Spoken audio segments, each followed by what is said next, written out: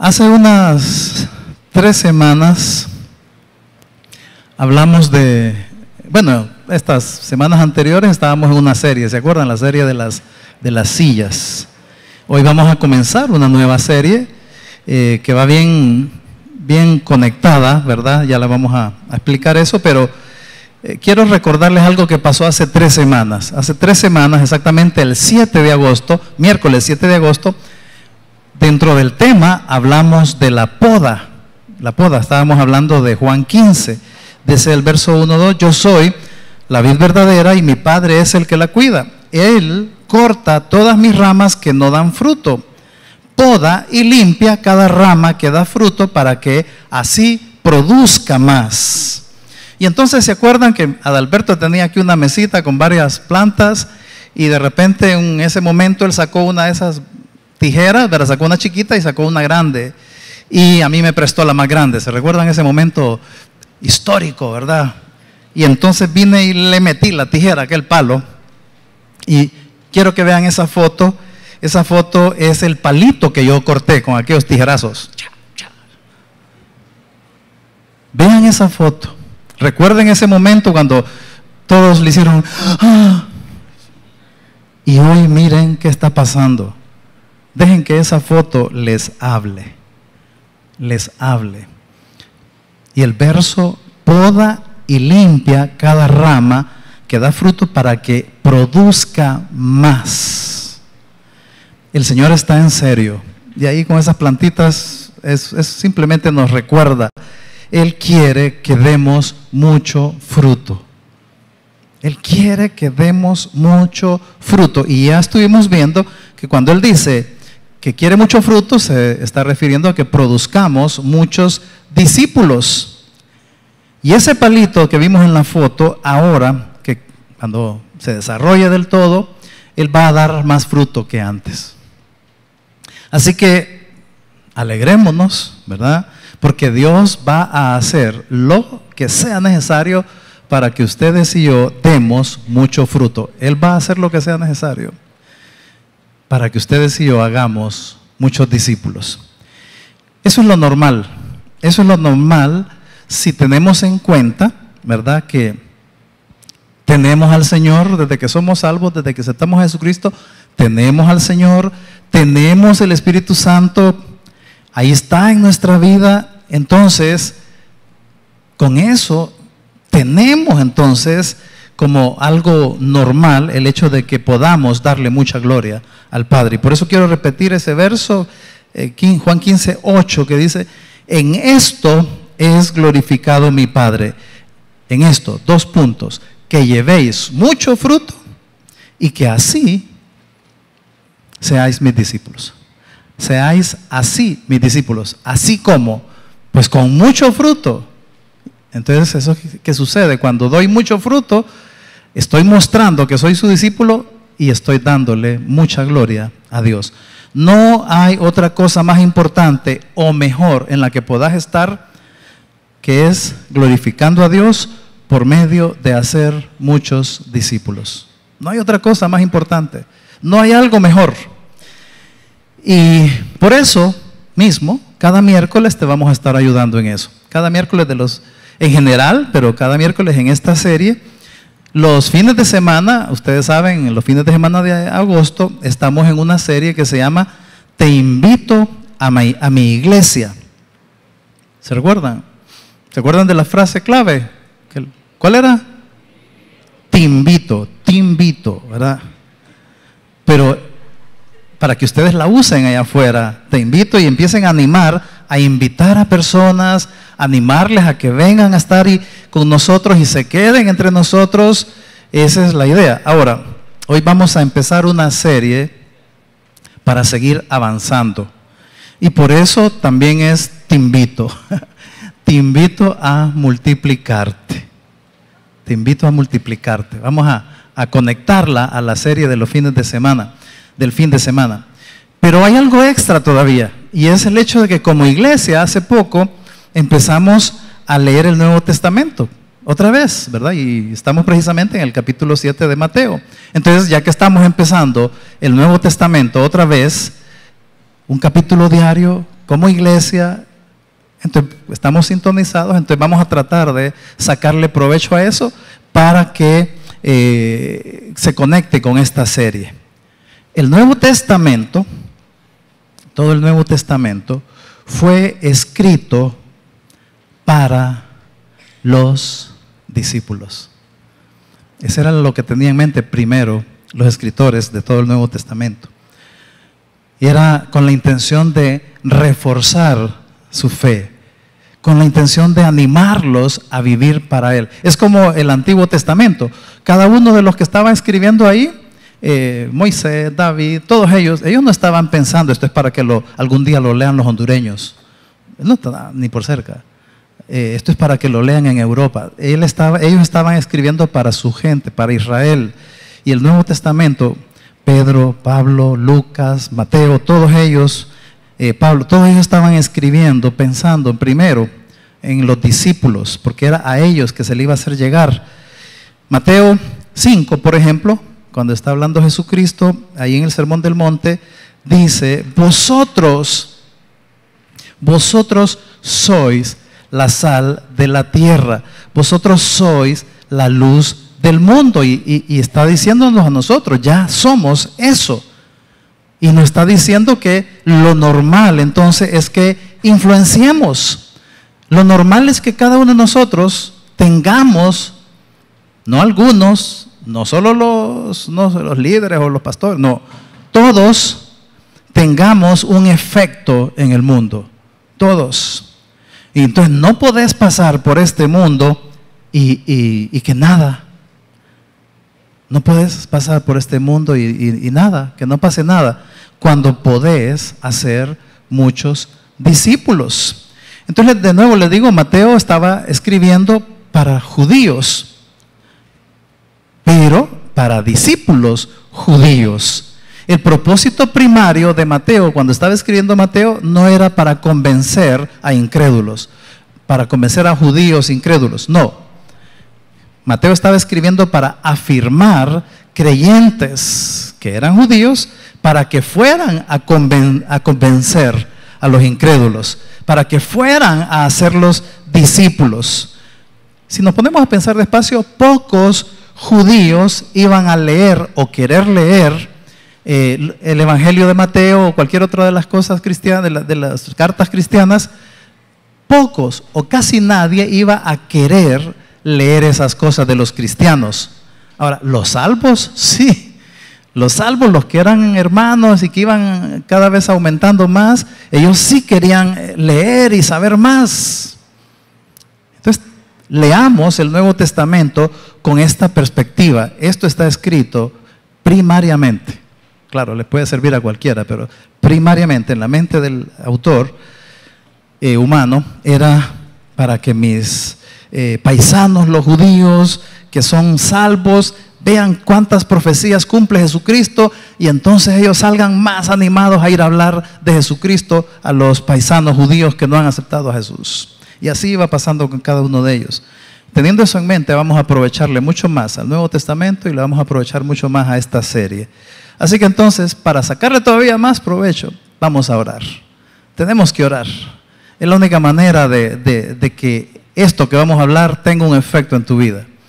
Es la única manera en que puede pasar algo cuando se lo pedimos. Señor, esto que vamos a hablar, hace algo conmigo. Oramos para que este mes, aún el que ya está terminando, agosto y septiembre, te empeces a multiplicar si no lo estás haciendo. Oramos. Señor, gracias. Gracias por tu palabra. Gracias por tu ejemplo. Gracias por tu amor. Gracias por la misericordia tuya nueva cada mañana, cada día. Y hoy queremos exponernos, Señor, como una muestra de tu misericordia a que nos enseñes con tu palabra. Señor, no merecemos que nos enseñes nada, pero tú quieres enseñarnos y quieres que nuestra vida esté en otro nivel, que esté en otro momento, que sea una vida que te dé gloria a tu nombre. Te pido que uses este tiempo para eso. Bendice a cada uno de los que estamos aquí. Edifícanos con tu palabra. En el nombre de Jesús. Amén y amén. como la poda es algo de Dios, es buena, entonces de repente en esta serie hoy vamos a tener que sacar un poco, vamos a sentir de repente que el Señor saca sus tijeras, ¿verdad? Sus tijeras y empiece a cortar, empiece a limpiar, empiece a podar algunos conceptos en nuestra mente que impiden que estemos dando mucho fruto. Eso es lo que pudiera pasar hoy. ¿Saben por qué? Porque podés dar mucho fruto. Podés dar mucho fruto. Ese es el diseño del Señor. Hay un día en nuestra vida que todo cambia. ¿Recuerdan? Ese día cuando entendemos lo que hizo Jesús en la cruz para salvarnos.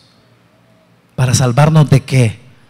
De que íbamos para el infierno. O sea, no es que mucha gente, Jesús murió para salvarnos, pero nadie sabe, o nadie se pone a pensar, o no hablan de qué, salvarlos de qué. Jesús te quiere salvar. ¿De qué? Y no le dicen.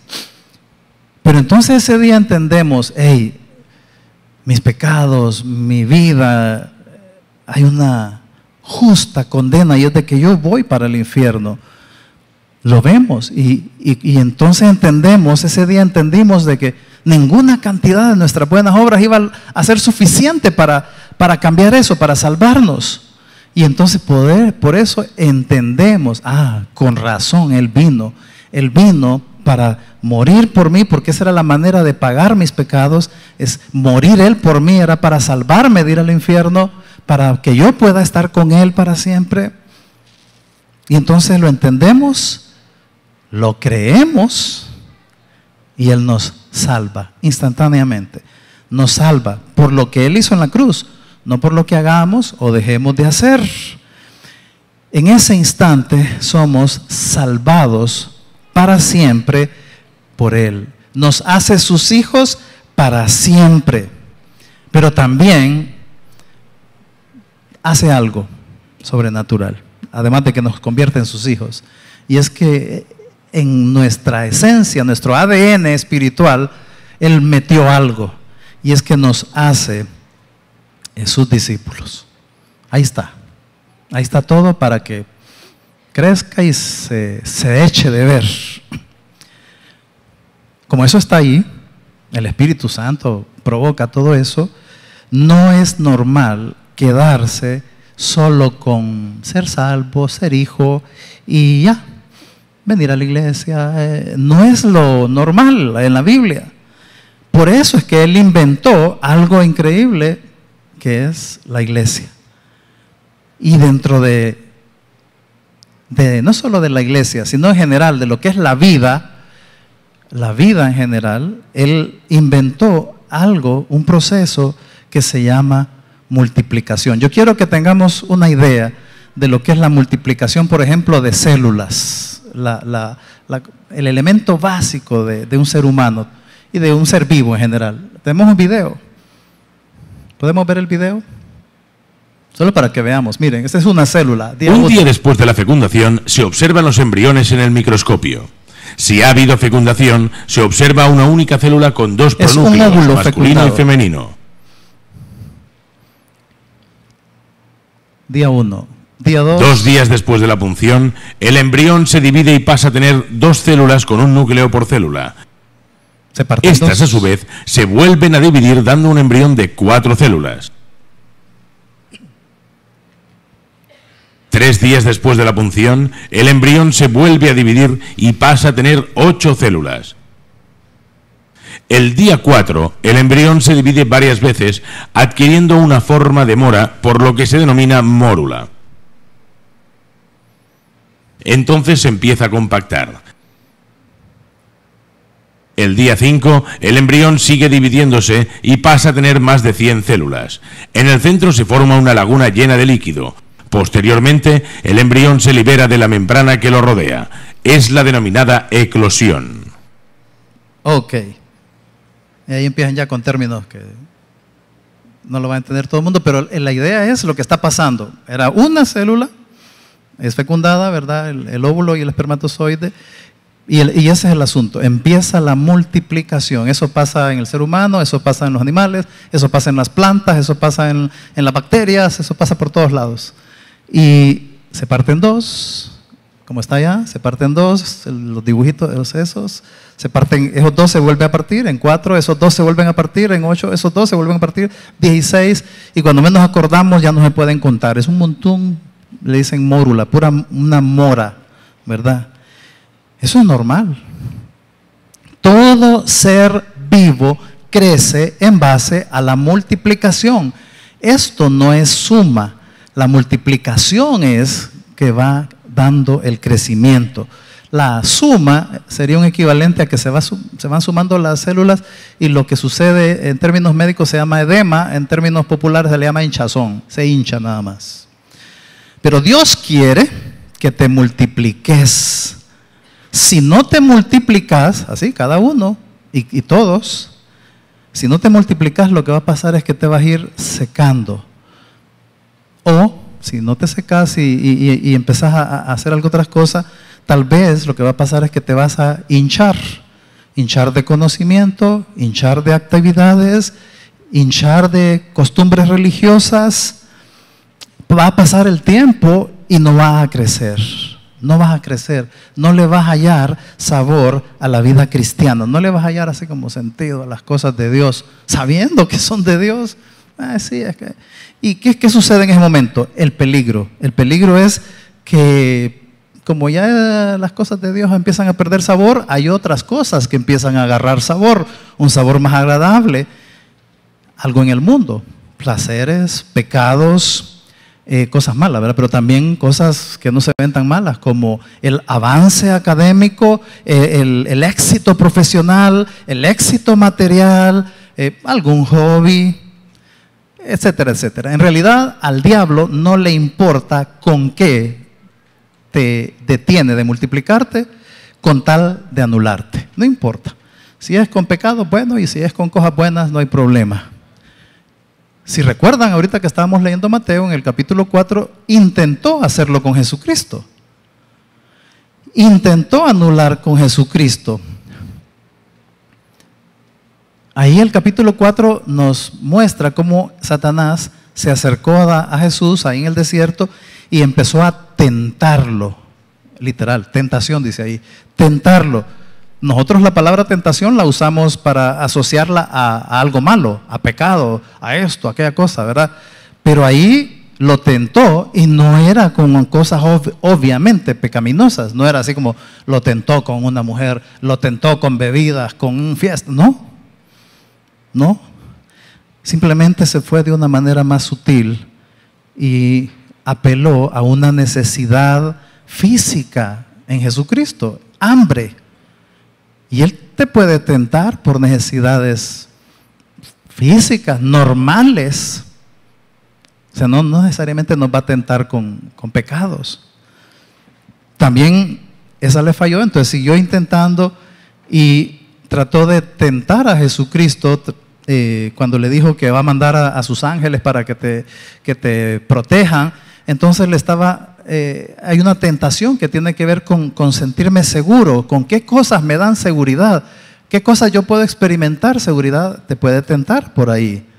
También le ofreció el mundo, le dice, si te arrodillas y me adoras, yo te doy todo. Entonces le está ofreciendo y nos puede tentar a nosotros con el éxito en el mundo. Así que no con todos Satanás necesita tentarnos con algún pecado. Pecados obvios. Todo eso era pecado, pero no parecía obvio.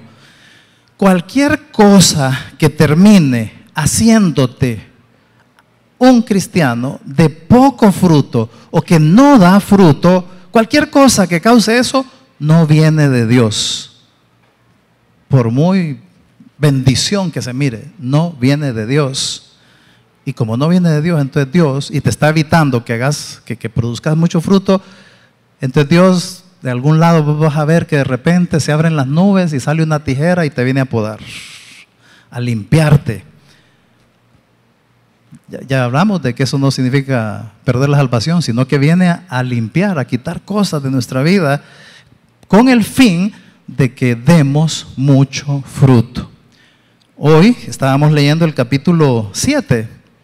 Hay una parte que podríamos mencionar. Dice, verso 17, todo buen árbol da buenos frutos, pero el árbol malo da frutos malos. Todo árbol que no da buen fruto es cortado y echado en el fuego.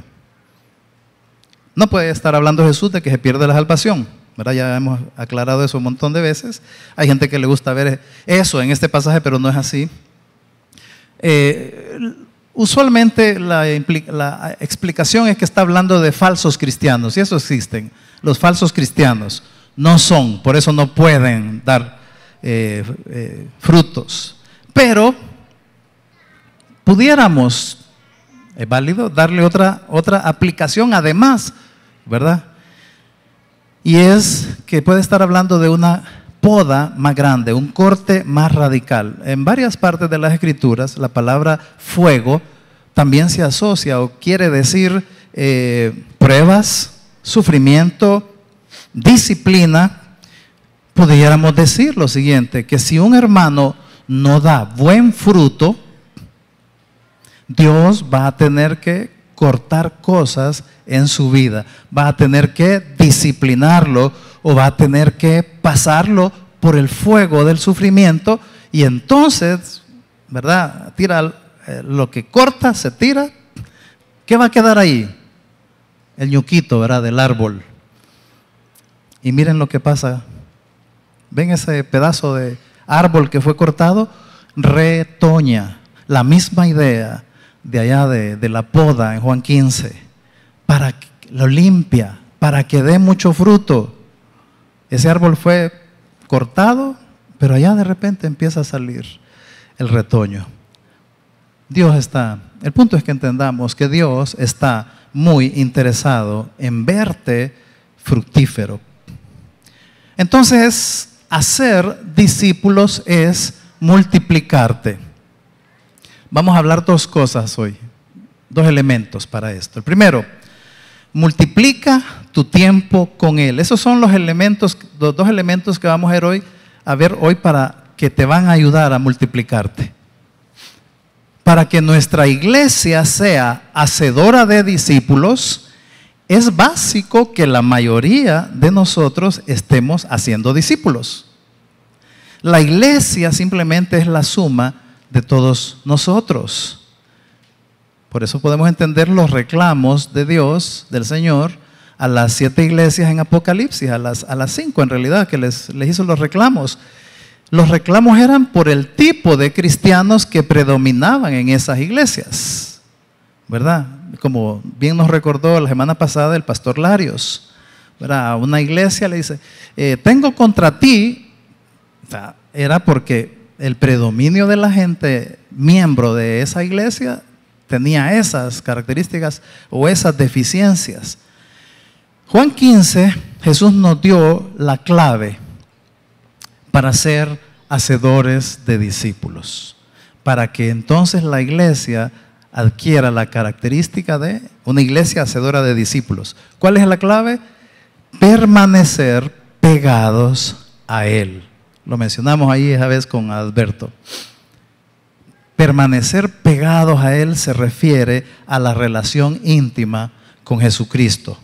No estamos hablando de leer un poquito de vez en cuando de la Biblia, leer un poco con cierta frecuencia. No estamos hablando, eso no significa ir y escuchar estudios bíblicos, ya sea en la iglesia, ya sea en internet. No es orar por nuestras necesidades terrenales. Todo eso tiene su momento, pero la relación íntima con el Señor no se refiere a esas cosas, se refiere a pasar tiempo con Él, a solas, con Jesucristo. Mateo 4:19 les dijo a sus discípulos, le dijo a sus discípulos, venid en pos de mí y os haré pescadores de hombres. Pregunta, ¿por qué quiere hacernos pescadores de hombres? ¿Para qué? ¿Para qué quiere eso?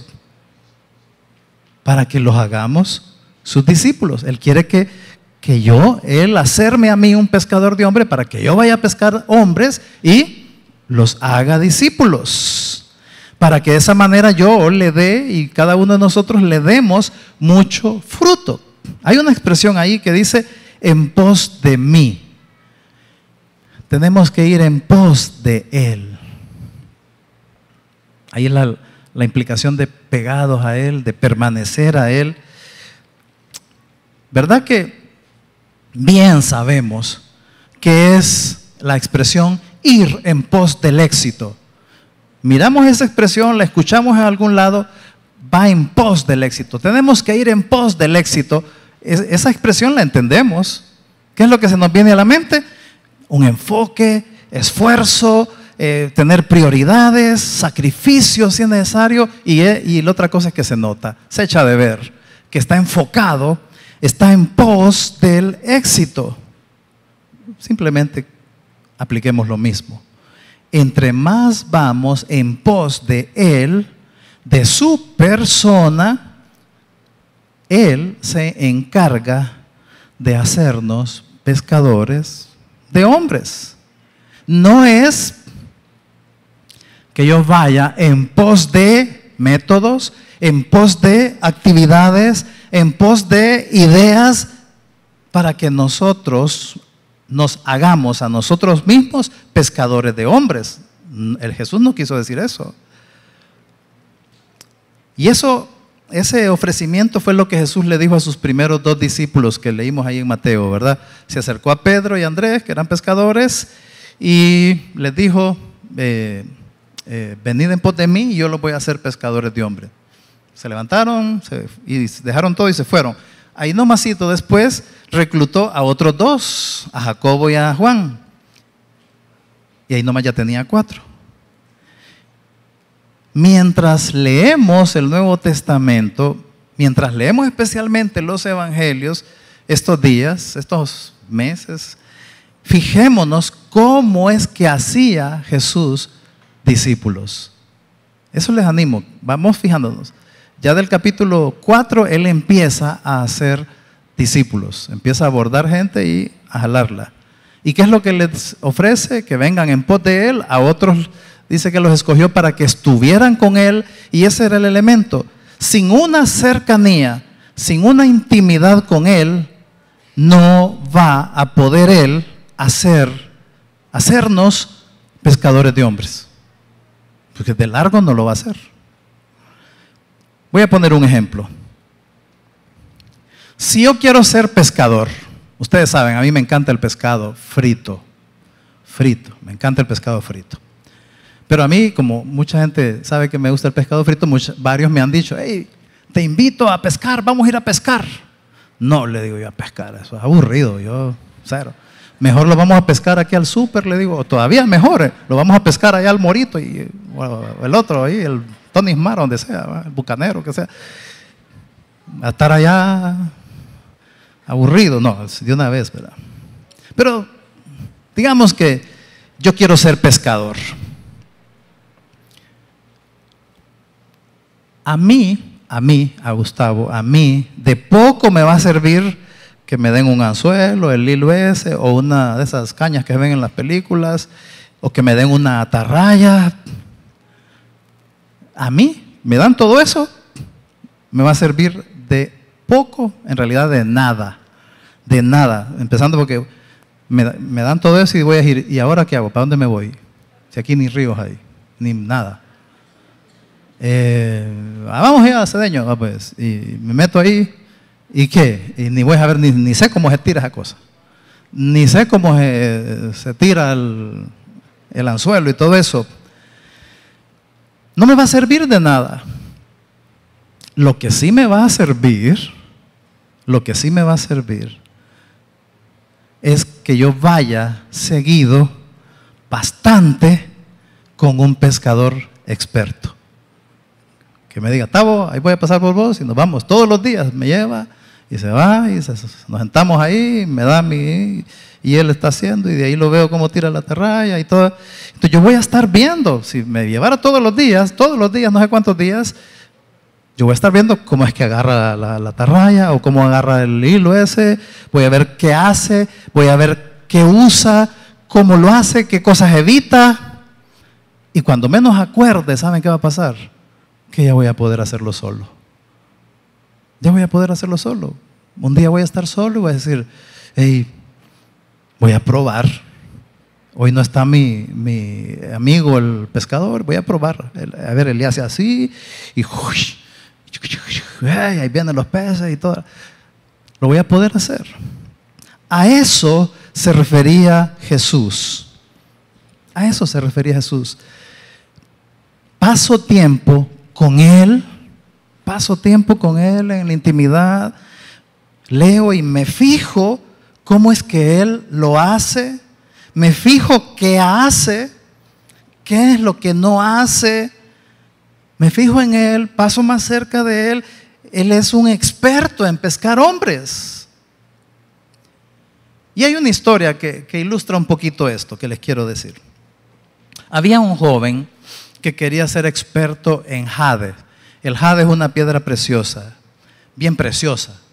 Creo que tenemos ahí una. Ese es el jade en bruto, ¿verdad? Una piedra, ahí casi no se echa a ver, es un color verde bien bonito.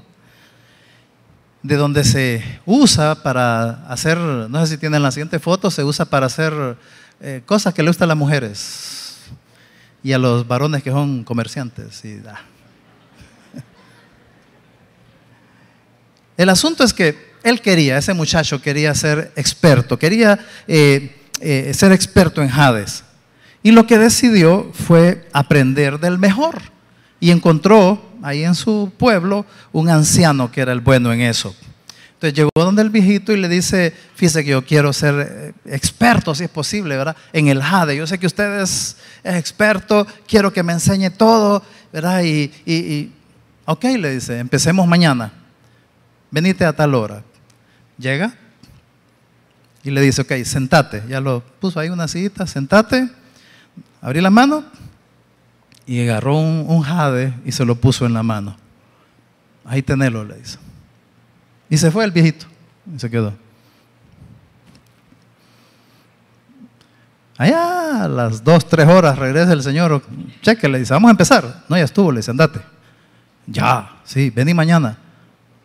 Pero es que mañana venite, a la misma hora. Vaya pues.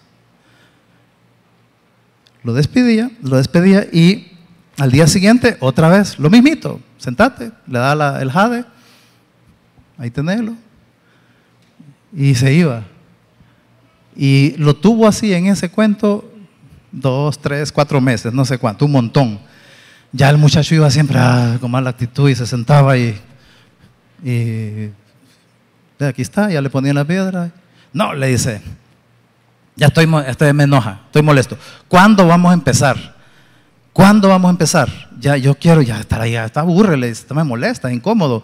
Yo quiero ya que me empiece a explicar y toda la cosa. Entonces le dice el anciano, ok, mañana, venite mañana. Oh, está bien. Al día siguiente llega el muchacho, lo vuelve a sentar, se sienta el muchacho, extiende la mano, le dice. Y entonces el señor le pone la piedra. Inmediatamente le dice el muchacho, hey, ¿qué le pasa? Le dice, esta piedra no es el jade, le dice. Exacto, le dice el viejo. Ya sabes lo que no hubieras aprendido en libros o en charlas. Lo aprendiste por tu contacto con el jade. Ya con solo ponértelo sentiste que no era.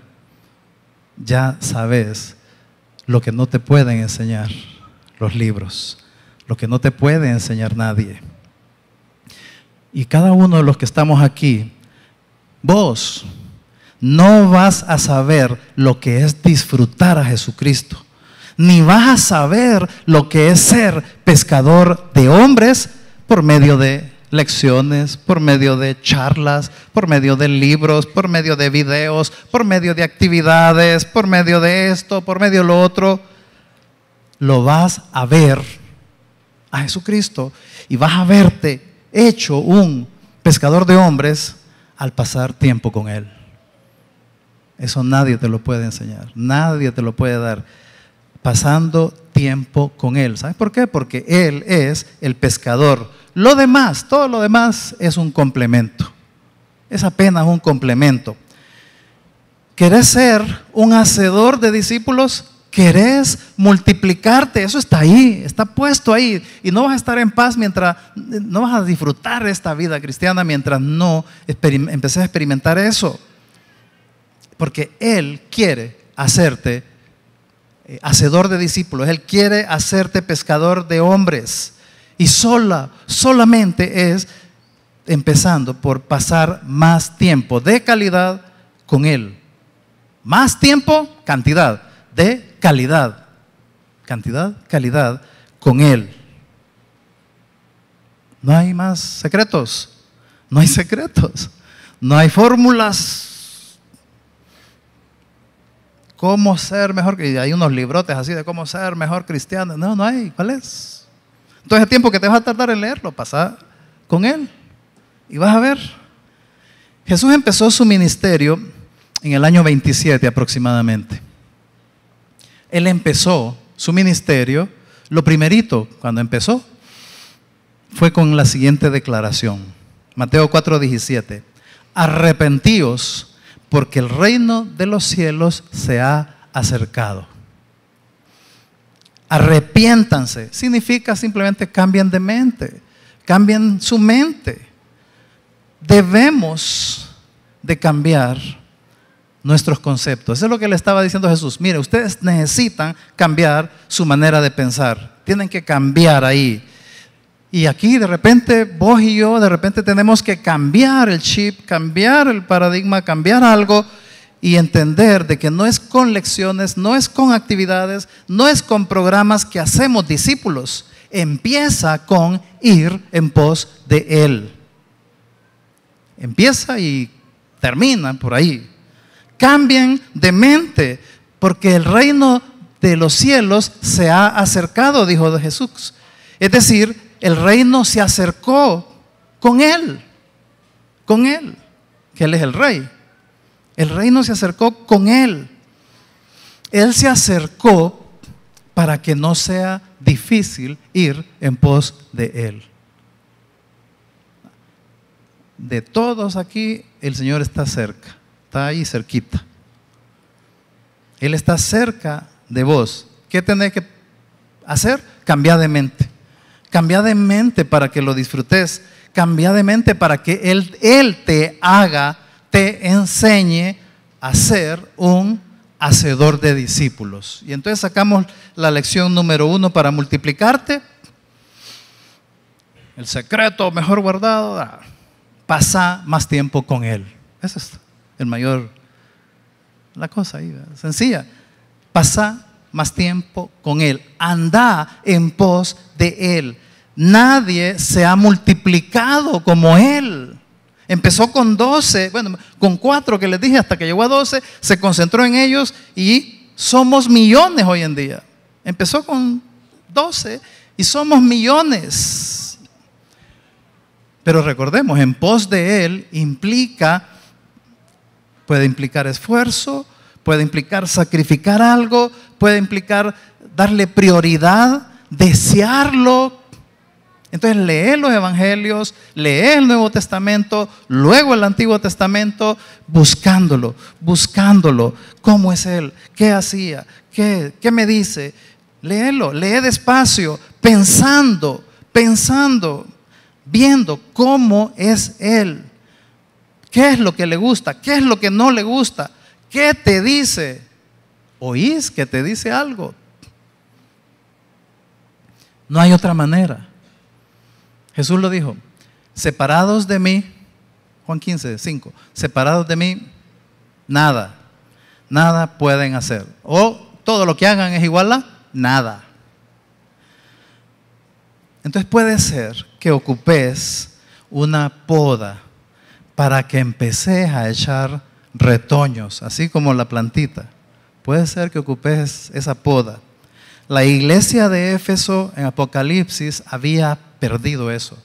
Era una iglesia increíble cuando le escribió Pablo, pero cuando le escribe Juan en Apocalipsis le dice, el Señor le manda a decir, yo conozco tus obras, tu arduo trabajo y paciencia, que no puedes soportar a los malos, que has probado a los que se dicen ser apóstoles y no lo son, los has hallado mentirosos.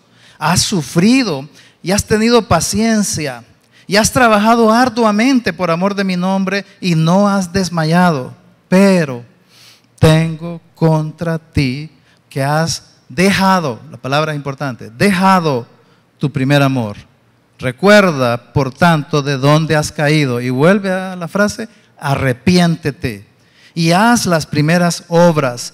Pues si no, vendré a ti y quitaré tu candelero de su lugar, la poda, ¿verdad? El tijerazo, si no te hubieras arrepentido.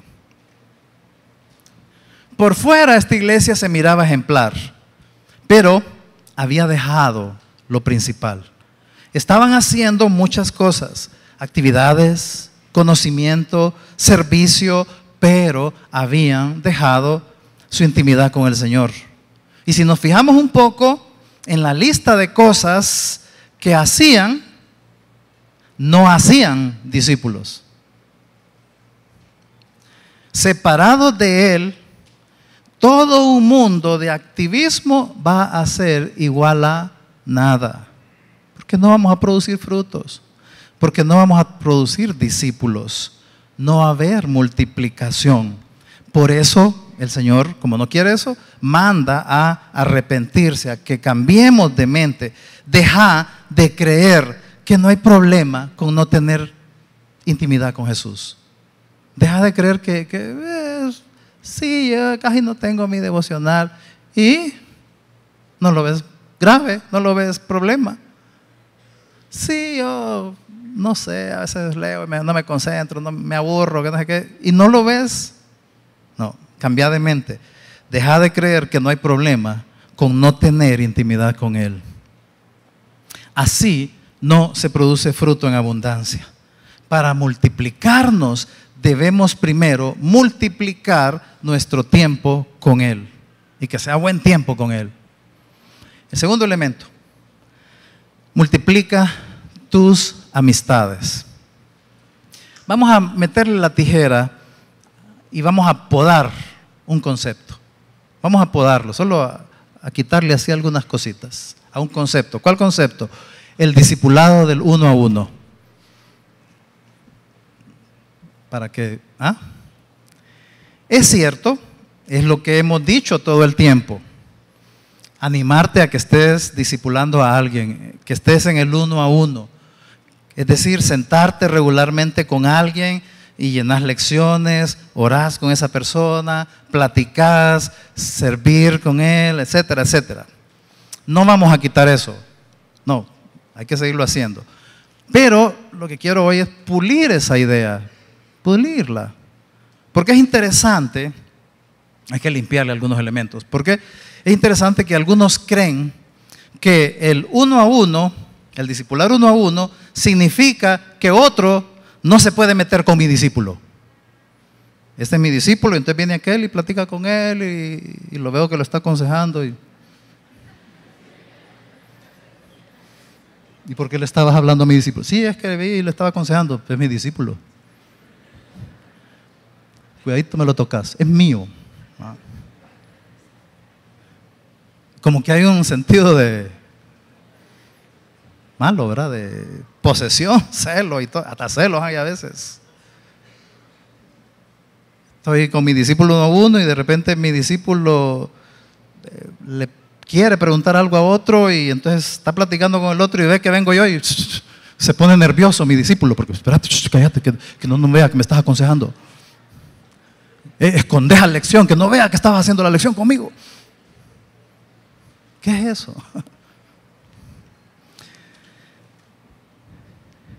Entonces hay un pensamiento como que mi discípulo no debe de ir a hablar y a preguntar cosas a otro, como posesivo y celos, como les decía.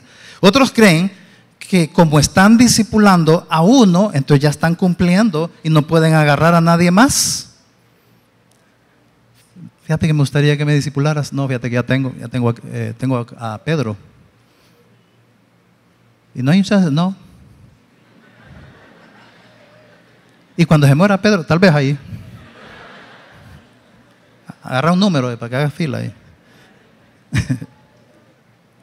Piensan que, ¿verdad? Miren, el 1 a 1 no es malo, pero es incompleto. Es incompleto. ¿Por qué? Porque no hay nadie que pueda discipular totalmente a otro. Porque nadie tiene todo el arsenal de los dones espirituales, todo el conocimiento, toda la sabiduría para llevar a alguien a la madurez en Cristo. Yo solo no puedo llevar a madurez en Cristo a nadie. Le puedo ayudar en unas cosas, le puedo ayudar un poquito, pero yo solo llevarlo a otra persona a crecer, a enseñarle todo, no, yo no puedo. Yo no soy el producto de un solo discipulador. El 1 a 1 me puede ayudar en algunas cosas, pero no a hacer el trabajo completo. Entonces, si lo queremos hacer 1 a 1, lo que va a pasar es que muchos se van a quedar sin ser discipulados. ¿Por qué? Porque no consiguen. ¿Me puedes discipular? No, ya tengo. Fíjate. Híjole, ¿me puedes discipular? No, ya tengo. ¿Me puedes discipular? No, ya tengo.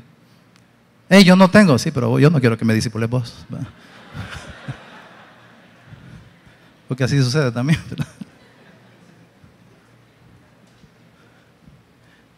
Pensemos, usemos la imaginación un poquito. El día de Pentecostés, que dice que estaban en un aposento alto orando los 12 apóstoles, pero se les habían sumado ahí como casi 110 hermanos más. Ahí había un poquito ya de más fruto, ¿verdad? Dice ahí que estaban orando 120 discípulos. De repente están orando, Hechos capítulo 2, viene el Espíritu y sucede, ¿verdad? El asunto que ya sabemos todos. Sale a hablar Pedro, se para, ¿verdad? Y empieza, porque todos estaban hablando en diferentes idiomas y era un día de fiesta que andaba gente de todos lados, judíos de todos lados. Y el asunto es que dice ahí que 3,000 confiaron en Cristo. 3,000 nuevos creyentes de un solo. Y eso no es todo. En Hechos 4, estamos hablando de Hechos 2, ya para Hechos 4, unos días después, sí, lo único que había pasado es que Pedro y Juan habían hecho el milagro de hacer caminar a aquel paralítico y eso revolvió las avispas y provocó que volvieran a predicar. Y Hechos 4 dice que se sumaron en ese día 5,000 varones y aclara que son varones. Entonces los que se ponen a hacer cálculos dice, si en promedio, cada varón en promedio andaba también una mujer, un niño, estamos hablando de que podrían sumarse ese día, se pudieron haber sumado unos 15,000 nuevos creyentes, podrían haber sido más. 15,000 más 3,000, como 18,000. ¿Y cómo hicieron? ¿Cómo hicieron? Y entonces si lo hubieran hecho 1 a 1, entonces cada uno de los 120 hubieran conseguido a alguien. Quiere decir que de esos casi 20,000, solo 120 hubieran conseguido discipulador. ¿Y los demás? Pero encima de eso, vemos ahí en el capítulo 4 que Pedro y Juan dice que iban al templo, como era su costumbre, iban al templo a orar y andaban juntos varias veces, en vez de andar con su discípulo 1 a 1. Entonces, ¿cómo hicieron? ¿Cómo hicieron? Especialmente cuando entendemos que hacer discípulos incluye enseñar a obedecer, entrenarlos, evangelizar, cuidar, aconsejar al discípulo. Entonces, si todo eso incluye el elemento de hacer discípulos o discipular, ¿cómo hicieron? Entonces, hay mucho que decir sobre eso, pero solo quiero que nos detengamos hoy en la clave de ese dilema. La clave para ese dilema, Hechos 2, 42 al 47. La clave es esta: y perseveraban en la doctrina de los apóstoles, en la comunión unos con otros, en el partimiento del pan y en las oraciones. Sobrevino temor a toda persona y muchas maravillas y señales eran hechas por los apóstoles. Todos los que habían creído estaban juntos y tenían en común todas las cosas y vendían sus propiedades y los repartían a todos según la necesidad de cada uno y perseveraban unánimes cada día en el templo y partiendo el pan en las casas, comían juntos con alegría y sencillez de corazón, alabando a Dios y teniendo favor con todo el pueblo. Eso es lo que hacían ellos. ¿Qué hacía el Señor? Y el Señor añadía cada día a la iglesia los que habían de ser salvos, los que iban siendo salvos, como dice una versión mejor. No dice, y haciendo todo esto, ellos estaban añadiendo gente cada día. No, el Señor es el que lo hace. A partir del día de Pentecostés, lo que muestra eso, ese pasaje, es que los creyentes empezaron a pasar bastante tiempo juntos. ¿Se imaginan ustedes al principio 3,000 abrazados? ¿Se pueden imaginar eso? No se podía. No digamos si, qué sé yo, unos cuantos días después se viene aquella ola de como de 15,000 más. Entonces somos 18,000 o casi 20,000, todos juntos abrazados. La ola ahora, todos juntos ya. El templo de Jerusalén era grande. Era grande. Creo que hay una figura ahí, un dibujito de cómo era el templo. Miren, allá se ve el tamaño de la gente. Era grande el templo de Herodes. Aunque el templo era grande, era bien difícil que decir que ahí cabían los 3,000 o los 18,000. Tal vez no cabían, pero tal vez solo al principio se los podían prestar. Pero después ya empezó, acuérdense, de Hechos 4 para allá empiezan a tener problemas. Ya no, ¿cómo les van a querer prestar el templo? Si ya los empezaban a ver así como, estos son, cállense, dejen de estar diciendo cosas. Entonces, ¿qué opción les quedaba a ese montón de gente? Y ahí la menciona. Cuando tenían chance, el templo, pero no era para las reuniones, o sea, era orar para un tiempo, ¿verdad? El poco tiempo que pudieron usar el templo. Pero de ahí menciona las casas. La mayoría de las personas en ese tiempo, la costumbre eran casas de un cuarto nada más. Y ahí tienen unos dibujos, lástima que está muy chiquito aquel, se me olvidó ponerlo solo, ¿verdad? El que está en blanco y negro, ese es el dibujo de una casa de un cuarto. Y arriba está un poquito el dibujo de varias casas y no era raro el concepto que se ve aquí abajo, ¿verdad? Abajo a la derecha. Es lo más parecido hoy en día para nosotros es las cuarterías, ¿verdad? Varios cuartos, varias casas, varias familias en un mismo lugar, con un mismo patio y toda la cosa. Recuerden, ¿de dónde salieron esas 3,000 primeros creyentes? Que habían venido de todos lados, judíos que habían venido de todos lados. Por lo tanto, no era Jerusalén su hogar. Entonces vinieron, ¿y dónde se quedaban? Se quedaban hospedados en el hotel, en qué sé yo.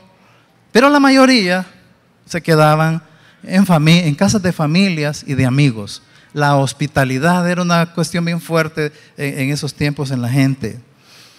Así que la probabilidad es que ese día de Pentecostés tuvieron toda aquella cosa tan bonita, ¿verdad?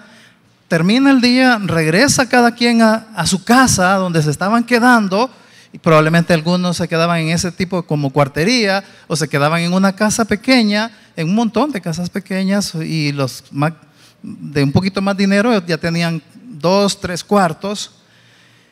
Empezaban a quedarse ahí a dormir, empezaban a platicar con su familia o con quien los había hospedado. Al día siguiente volvían a irse allá donde se quedaban de ver con los otros cristianos nuevos y empezaban a platicar y a conocerse, porque todos esos 3,000 venían de diferentes lugares, no se conocían, ahí empezaron a conocerse. Entonces empezó a suceder lo que dice Hechos 2:42 al 47, que se llevaban tan bonito, se empezaban a llevar tan bonito al punto que la otra gente, ¿cuál otra gente? Los vecinos de ahí de las otras casitas o de la cuartería. La otra gente le gustaba lo que miraban y se acercaban. Se acercaban, ahí está aquella casa, aquí hay más casas, aquí estamos con un patio en medio, y se acercaban. O tengo mi casita de un cuarto y allá vivió, y estaban juntos todos y se acercaban y les gustaba lo que miraban. Y entonces dice ahí que el Señor añadía cada día, a veces a uno, a veces a varios, cada día. Cada día. Por eso es que en 2 capítulos, del 2 al 4, que son pocos días, ya eran casi 20,000. O sea, se discipulaban entre ellos al estar ahí platicando en el barrio, en la cuartería. Los que cabían en esa casa, recordemos que eran casas pequeñas y juntas. Los que vivían cerca se miraban todos los días, porque vivían ahí mismo, porque vivían en la misma cuadra, porque vivían ahí cerca. Se miraban todos los días y dice el verso que se miraban usualmente alrededor de una mesa. Allí platicaban de las enseñanzas de los apóstoles. Lo que iban aprendiendo lo empezaban a platicar. Ahí oraban juntos, buscaban juntos al Señor, comían juntos, tenían la cena del Señor juntos, cantaban, se ayudaban unos a otros. En pocas palabras, ¿qué estaba pasando ahí? Estaban creciendo, se estaban edificando unos a otros y todo estaba pasando tan natural, tan natural. Y eso es lo que lo usaba el Señor para traer más gente. Así es como se multiplicaron ellos. Lección 2 entonces, para multiplicarte, pasa más tiempo con tu grupo. Si no estás en un grupo, tenés que estar en un grupo.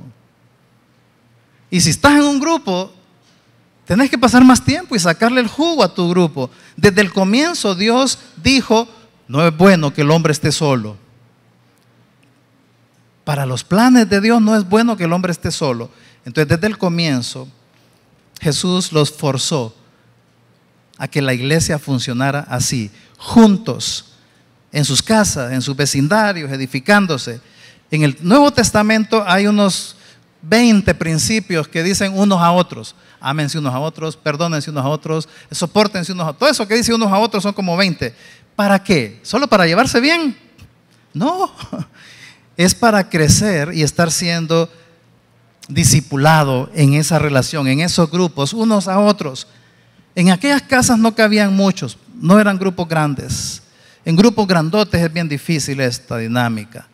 Para crecer espiritualmente y para que te multipliques, necesitas estar en un grupo donde se vean seguido, donde se estén edificando y donde juntos unos a otros estén cumpliendo la gran comisión.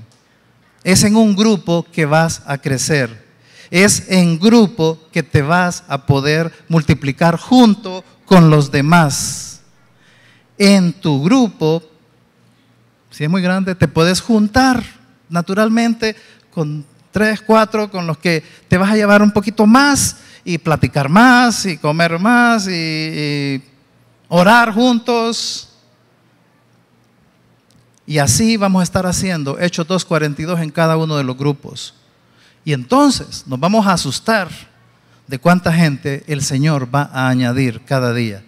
Igual que cuando el óvulo es fecundado, empieza a multiplicarse. Así que no te aísles, no dejes de ir a tu grupo, juntate más a los hermanos, juntate, no solo el viernes de reunión de grupo, juntate aquí, juntate en la cafetería, juntate en Expreso Americano, juntate ahí con unos 2, 3, 4, 5, no sé, ahí, y estén poniendo Hechos 2:42 en acción. No solo una vez a la semana, haciéndolo y haciéndolo y haciéndolo. Te vas a asustar. Alístate a ver el crecimiento que el Señor te va a dar. Así que no se olviden estas 2 primeras lecciones para multiplicarse, porque son básicas. Número 1, pasa más tiempo con Él. Número 2, pasa más tiempo con tu grupo. Son 2 decisiones que te están esperando. Eso es vida. Así que te invito a multiplicarte. Vamos a orar. Padre, gracias Señor, porque tú eres tan bueno, tan natural todo, Señor. Tu palabra es rica.